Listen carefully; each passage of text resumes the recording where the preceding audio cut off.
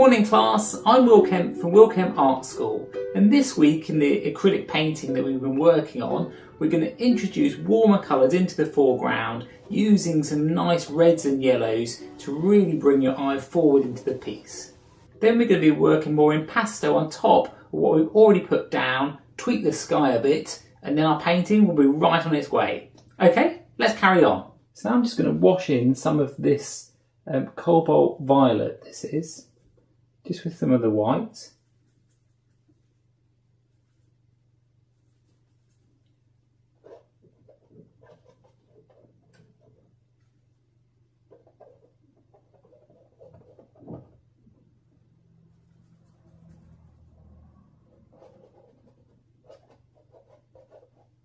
And I'm not painting it like in a block, I'm painting it more in like little dashes, because then I can start to use this underpainting to start to come through on the piece. Because what we're doing is, in terms of Impressionist, and that's exactly what you're trying to get, an impression of what you're looking at. You're not worried about the details, you're just trying to get a general feel of it.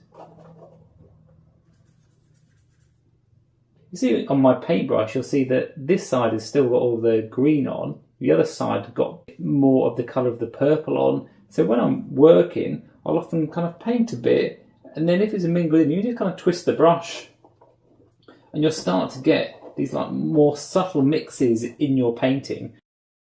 Rather than constantly going back to your palette all the time, this one just helps you just to get those nice muted areas of your painting, rather than it just being like a solid block of colour.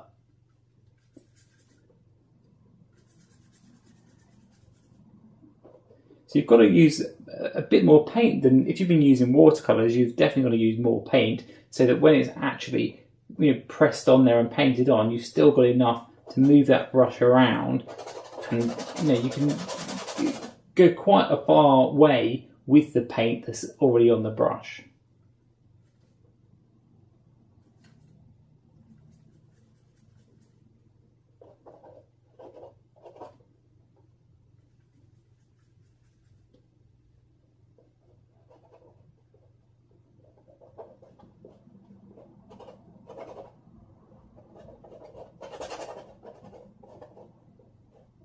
So because this colour here is quite close to what we're looking at for the final piece, what I'm going to do is go back over the sky a bit, get this colour a bit better, just so we can start to have a basis of how the painting's coming along.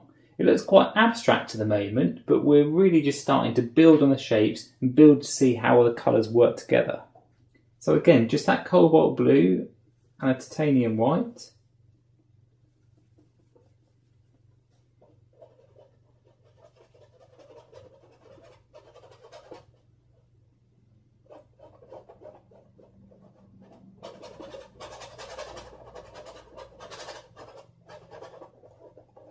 So again, if you want to twist that brush, get any of that colour into the sky, so it isn't just the one solid cobalt. Now I've got a bit of the green in there, a bit of this purpley colour in there. I mean, the photograph is just a guide really, you just use it as a starting point to your paintings.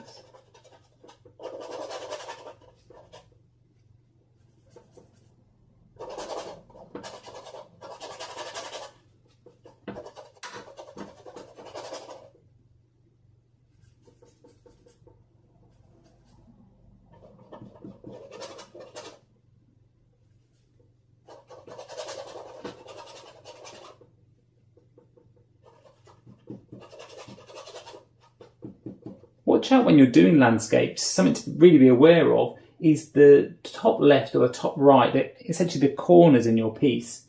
If you have these areas a little bit darker, what it helps to do is it helps to send the viewer's eye back into the painting, so that instead of the eye going off onto the side, just having a tiny bit on a corner will just make that difference, just to subtly bring the viewer back into view.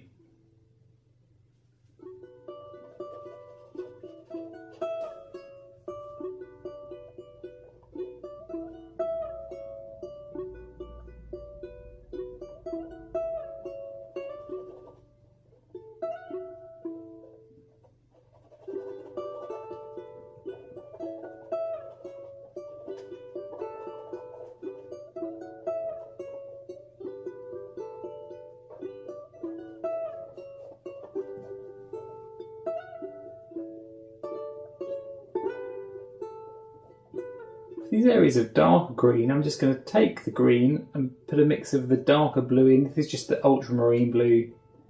You see how it darkens it down nicely. And this is more very, very close to Viridian, which is what Monet would have used, which is a very dark blue-green.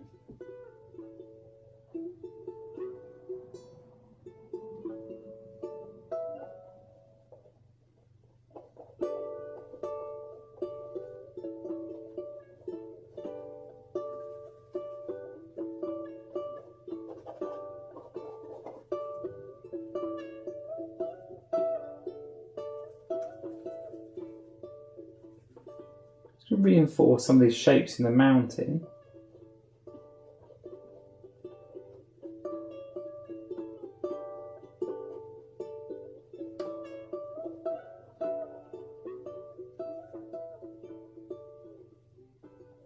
And again, try and move those colours around your painting.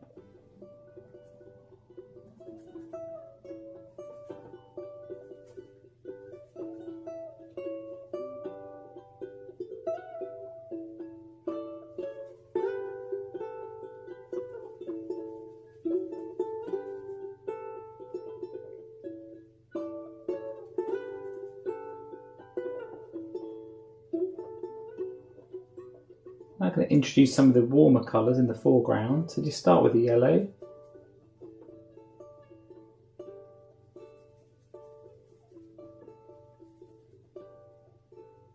Again, I'm going to keep this watery to start with, just to wash it in.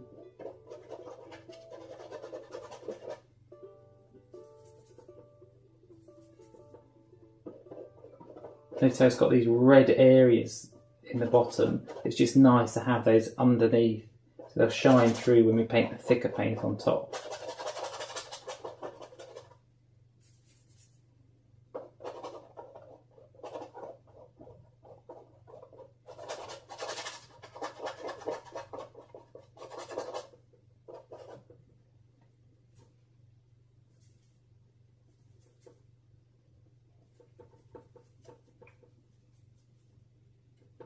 Adding that white is always going to pink out a colour. It's always going to go towards purpley or blue when you add white to any colour.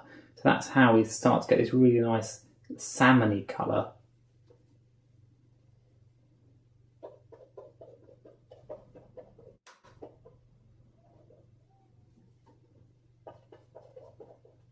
So here you can start to see how the underpainting is so helpful because the yellow ochre is very, very close in tone to these. I don't have to work very hard, and all of a sudden the piece starts to look like it's got loads of different colours all working together.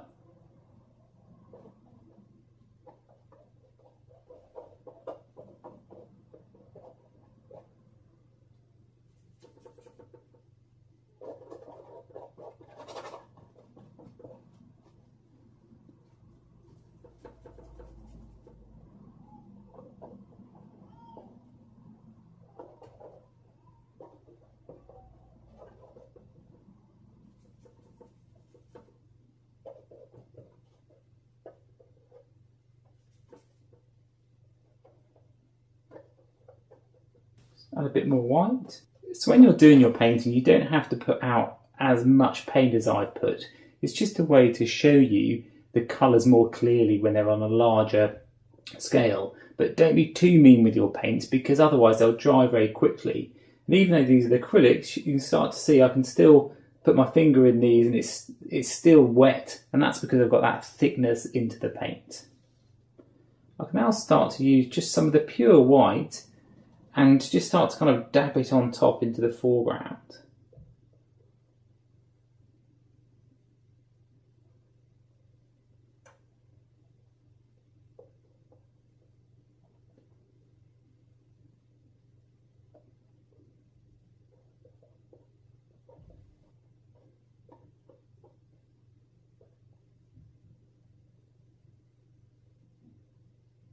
Even though I've got quite a lot of white on the end of the brush, I'm just holding it away from it and just gently kind of dabbing it on. I'm not kind of pushing it in too hard.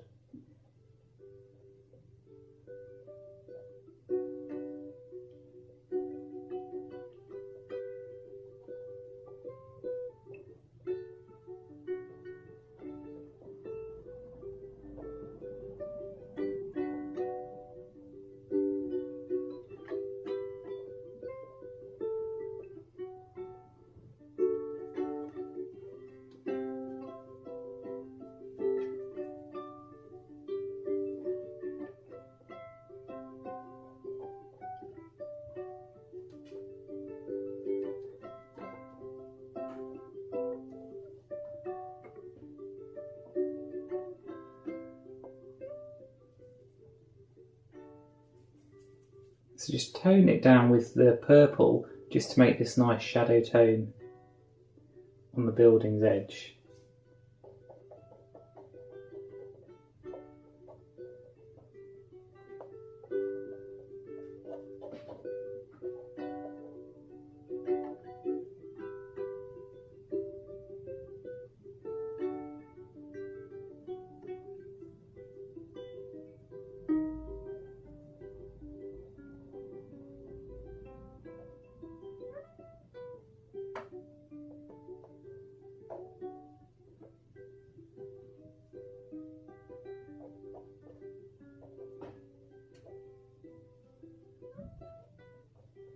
Just going to bring the green up to the edge of the building.